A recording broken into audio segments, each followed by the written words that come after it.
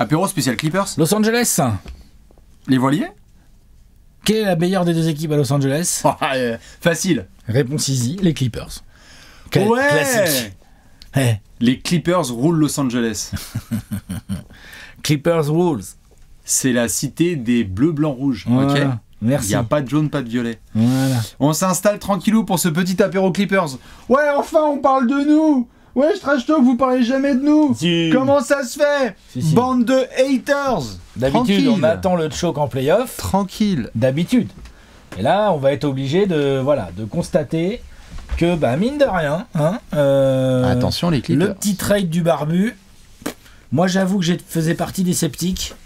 Je dois reconnaître qu'il y a pas mal de choses qui fonctionnent bien. Il y a fermage de bouche en règle, dont les autres. Il y a pas mal de choses qui fonctionnent bien. On est sur une des équipes les plus chaudes de la ligue là depuis une quinzaine de matchs. Sur les 18 derniers matchs des Clippers, ils en ont gagné 15 depuis le 2 décembre. C'est simple, ils ont perdu 3 matchs.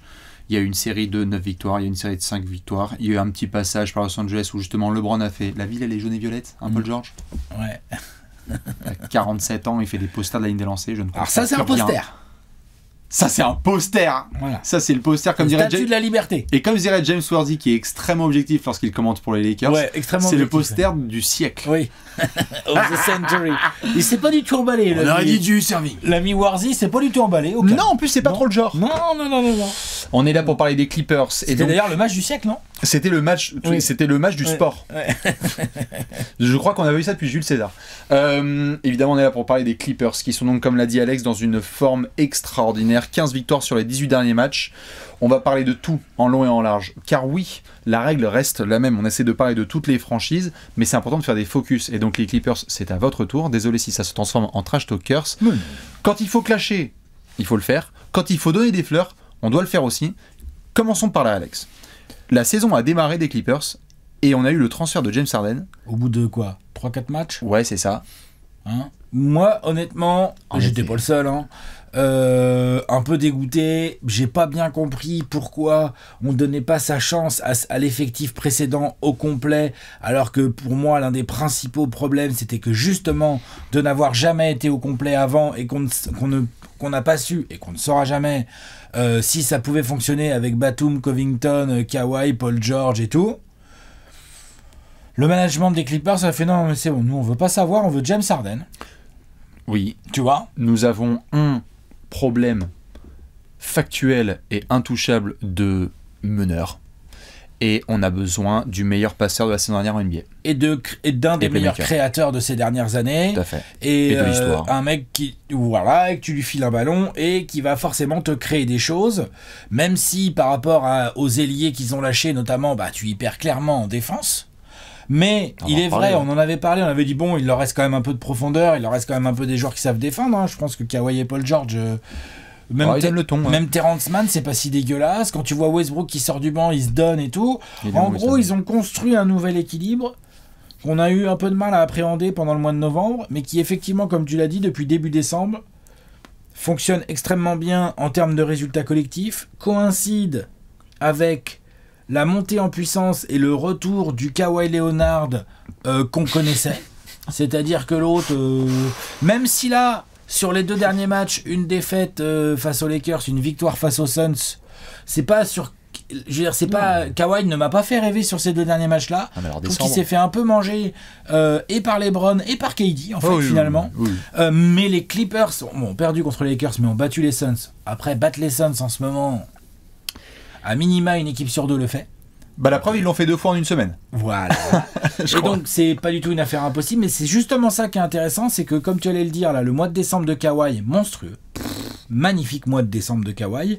Et dans la continuité de ça, là où Kawhi a un mini coup de mou, bon, ça va, il est encore là, t'as du Paul George qui envoie du sale. James Harden, lui, depuis début décembre, il tourne grosso modo en 20 points, 5 rebonds, 10... Attends.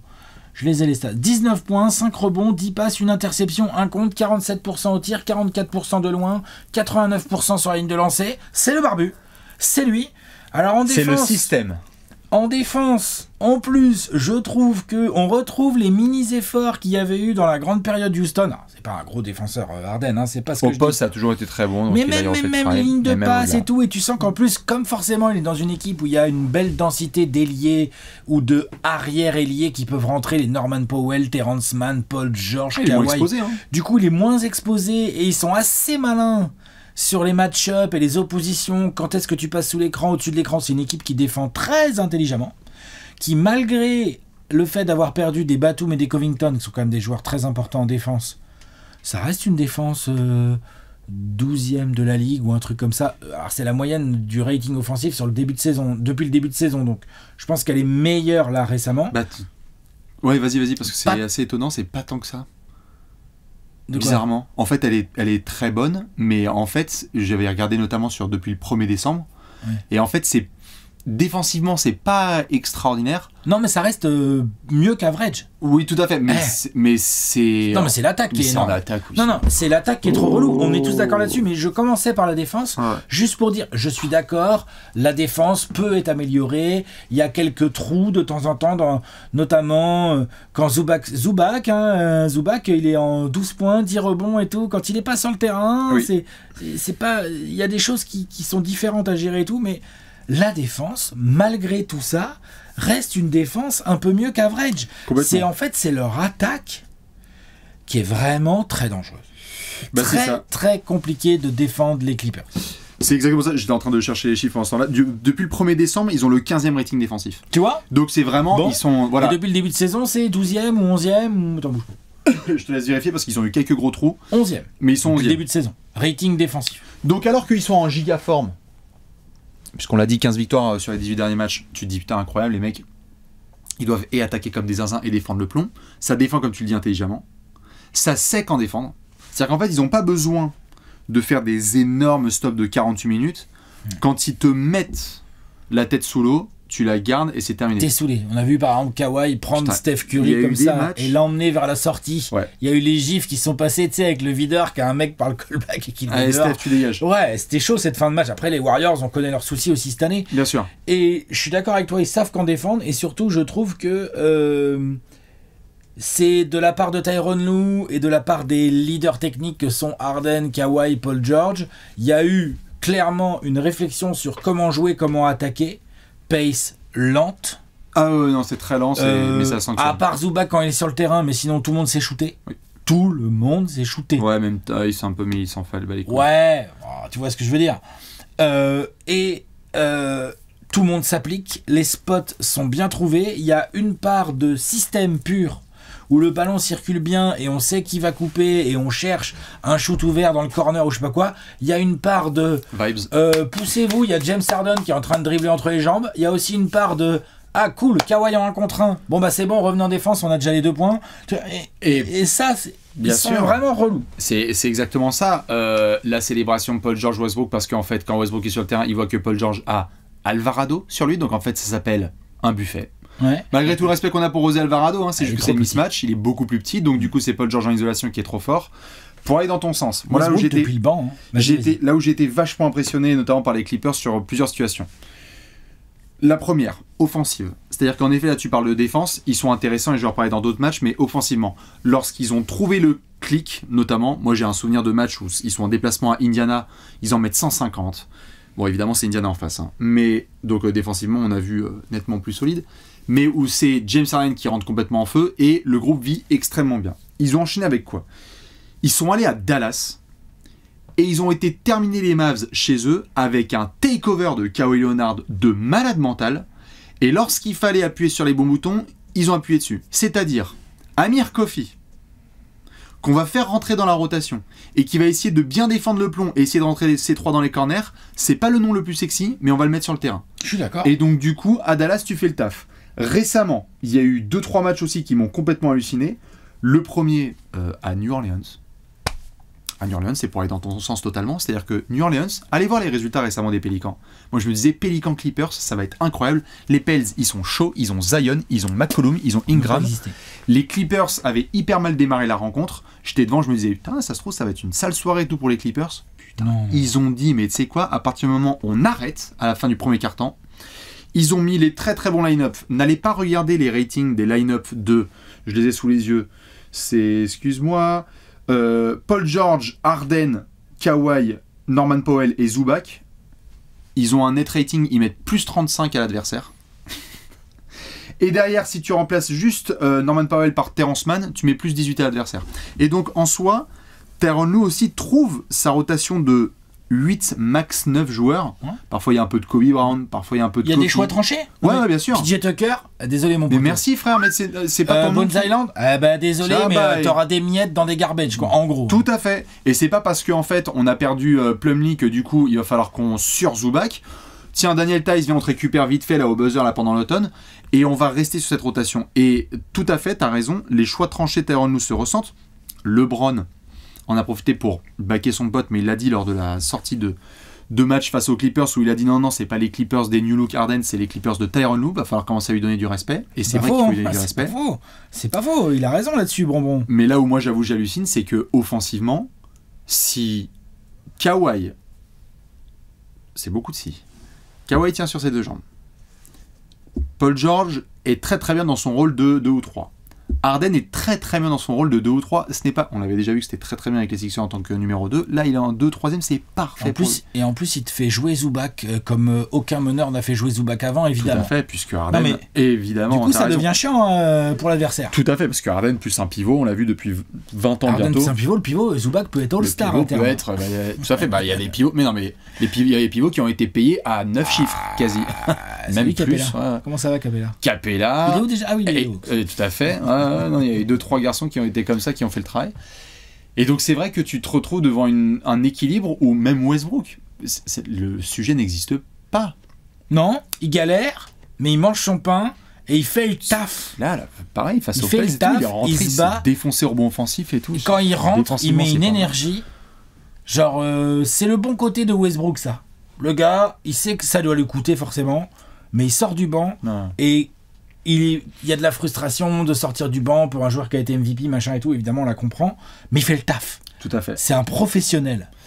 Complètement. Et il n'y a plus de question de ego, savoir s'il est 6e ou 5e homme, ou dans le 5 ou dans quoi que ce soit. Il a aussi des minutes parfois dans les moments chauds, donc ça fait plaisir. Et s'il faut le sortir, il va comprendre parce que c'est pour le bien collectif.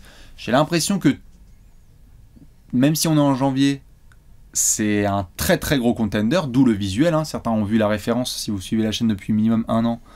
On a repris les visuels de l'année dernière. Ça a parfois porté chance, les Nuggets. Ça n'a pas porté chance pour les Knicks et les Nets. On avait fait ce visuel pour les Knicks? Ouais, on est comme ça. Je crois qu'on a fait le visuel pour les Knicks, ouais. Je pense qu'il a dû forcer. Ouais, on a dû forcer comme des zinzins. Mais attends, en gros, tout va bien, c'est ça le truc. Avant de dire contender, est-ce que j'ai une question? Est-ce que tu penses... Non, est-ce que tu penses qu'ils peuvent enfin me donner raison et être premier de l'Ouest? Là, à force de remonter la pente comme ça et d'être sur un gros rythme, on voit bien que le Thunder et les Wolves ont de l'avance, mais en fait, il n'y a que 2 matchs et demi de retard sur les Wolves. Non, mais en soi, donc, les personne Wolves, ne joue aussi bien que les Clippers. Ils perdent un petit peu plus en ce moment que sur le début de saison. Le Thunder, on verra. Il y a les Nuggets qui rigolent pas du tout. Je veux pas du tout enterrer les Nuggets. Mais bon, est-ce que enfin, genre, je vais pouvoir, quand on va faire les coups d'œil dans le rétro des 30 prix prochains, je alors. Là, tu l'avais dit ou pas? Ouais, bien sûr, qu'est-ce que tu crois? Ah oui, mais il n'y avait pas encore le trade Harden. Ouais, non, je suis comme ça, moi. Moi, je veux ce groupe et j'y crois à ce groupe. Ouais, exactement. Au bout de 2 semaines. Moi, je l'avais annoncé, les gars. Ça serait quand même marrant. Non, mais de ouf. C'est vrai que si les Clippers finissent premier, moi, j'ai l'impression de deux choses. Ils sont quand même sur une sacrée pente. Personne ne joue, tout à fait. Personne ne joue mieux au basketball et plus sérieux au basketball pendant 48 minutes que les Clippers en ce moment. C'est factuel. Les Celtics? Ouais, mais ils sont sérieux. Les Celtics, sont sérieux, mais ils rigolent pas trop quand même. Tout à fait, mais les Clippers sont un cran au-dessus. Ouais, peut-être. Ils sont très très très forts. J'aime bien. Je suis obligé de mettre une réserve parce que on a vu beaucoup de séquences hyper intéressantes des Clippers par le passé qui nous ont emmenés ensuite vers des désillusions vertigineuses. De par leur historique et de par leurs joueurs. Et puis, donc, les Clippers et Harden aussi. Et Clippers et Harden et Kawhi et Paul George et Westbrook et machin et bidule et chouette. Donc, j'adore ce qui se passe. Mais en fait, j'aimerais être le 28 mars. J'ai pas envie d'être le 9 le 20 avril. J'ai pas envie, tout à fait, d'être le... Et tout à fait, puisque même l'année dernière, quand ils jouent leurs 2 premiers matchs là, face aux Suns, et que Kawhi est le meilleur joueur du début de série, bien sûr. et que les Suns ont failli sortir au premier round parce qu'on s'était dit... Et pas Paul George. Et pas Paul George, tout à fait. J'ai envie d'y croire, mais combien de fois on a prononcé ces trucs sur cette chaîne? Pour moi, c'est une équipe qui, actuellement constituée, est un très solide contender et vise le titre.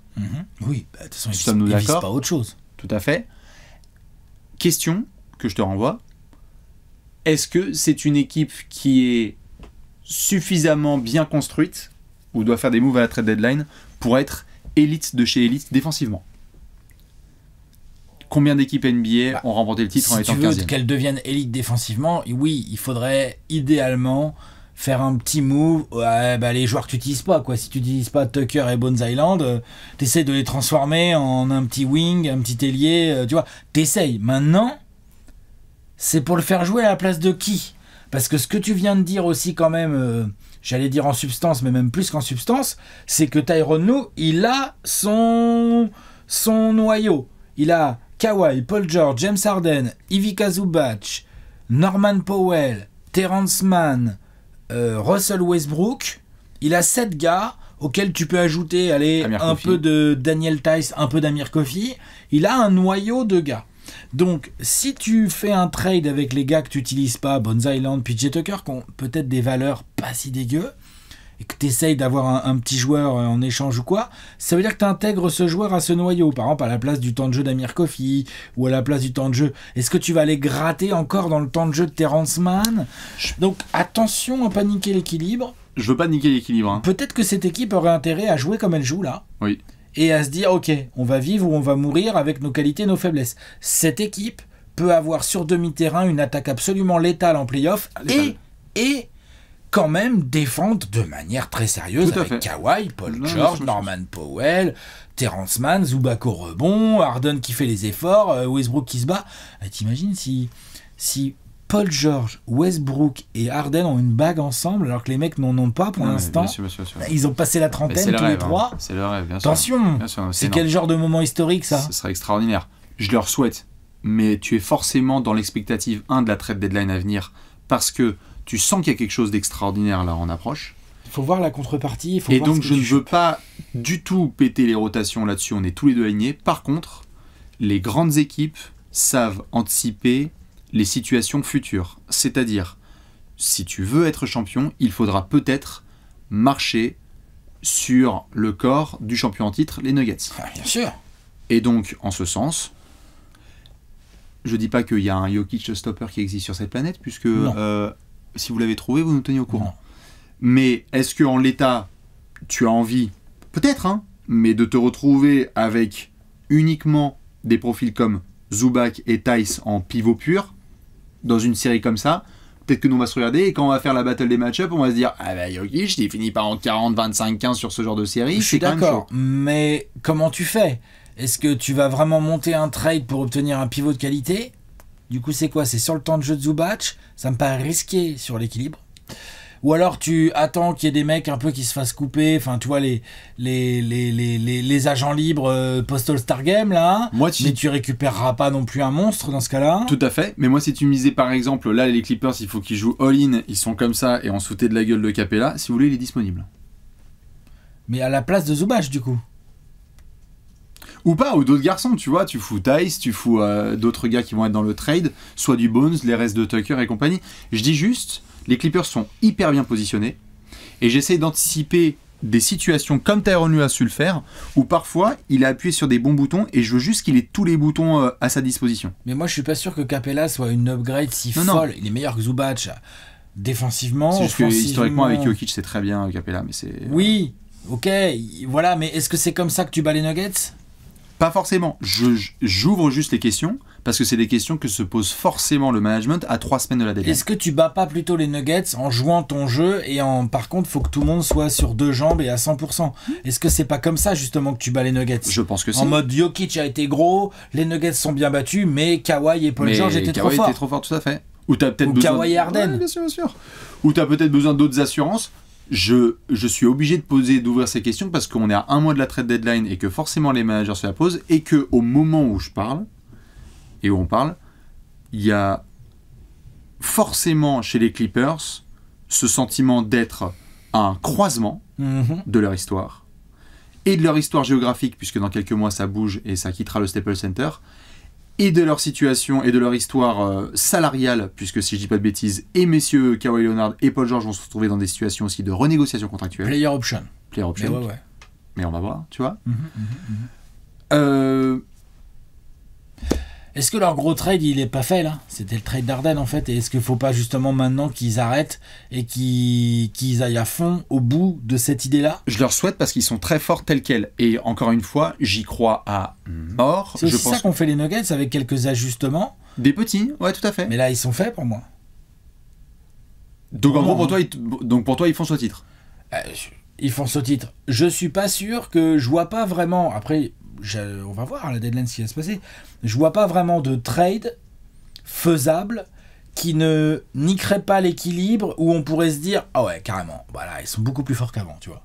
J'ai du mal à le voir, mais peut-être que t'as raison, peut-être qu'ils vont mettre Zubac et qu'ils vont avoir Capella. Ou si c'est pas Capella, c'est peut-être un autre profil qui peut stretch plus à 3. Je suis peut-être trompé sur Capella et c'est plus une situation, ils peuvent avoir un 5 qui est capable de vraiment shooter, ça court pas les rues. Puis surtout, ça court pas les rues, surtout c'est cher. Va falloir mettre des assets, donc tu vas devoir probablement péter ton équilibre.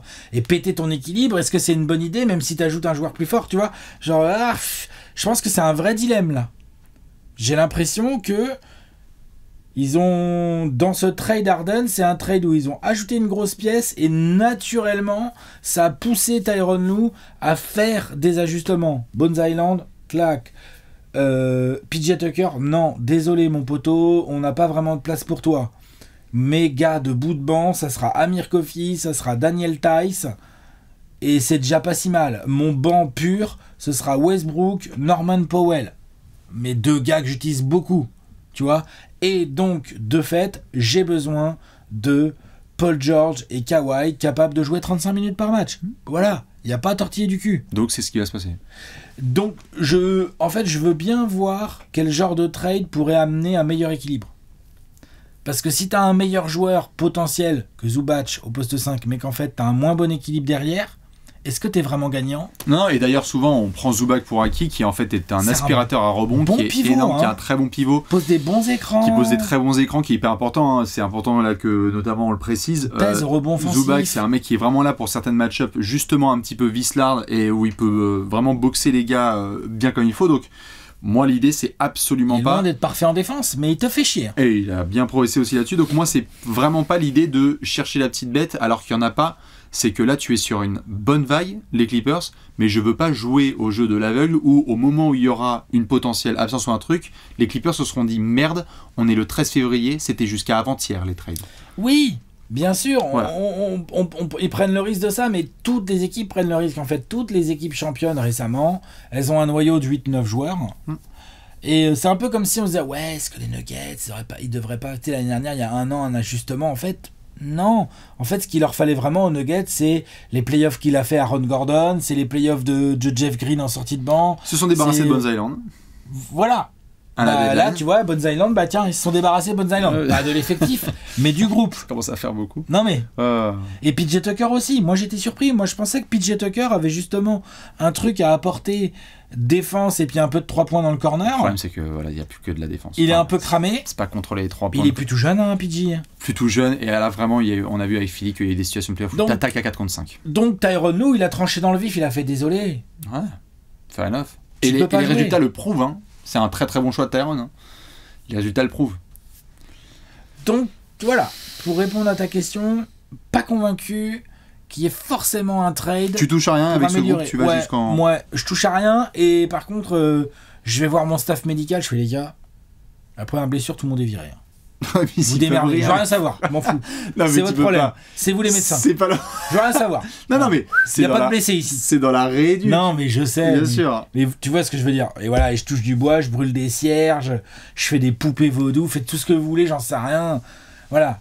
Vous allez voir des voyants ou quoi, pas de problème. Mais il est là le vrai truc, parce que cette équipe, si elle arrive en play-off avec le 5 majeur, Harden, Terrence Mann, Paul George, Kawhi, Zubac, à 100%, plus du Tice, du Norman Powell, du Westbrook, avec la dalle qu'ils ont, tu rajoutes un petit Amir Kofi et tout, bah en fait, oui, par exemple, bah, les Nuggets représentent un vrai sujet, parce que Jamal Murray, il va falloir s'en occuper, c'est pas si simple quand t'as Harden et Terrence Mann, peut-être qu'il faudrait que des Paul George ou des Kawhi et tout, mais ils ont cette faculté à switcher, et évidemment Jokic, mais ça, qui que tu sois, quel que soit ton pivot, Jokic peut tourner en 32, 14, 12 contre toi sur une série de playoffs.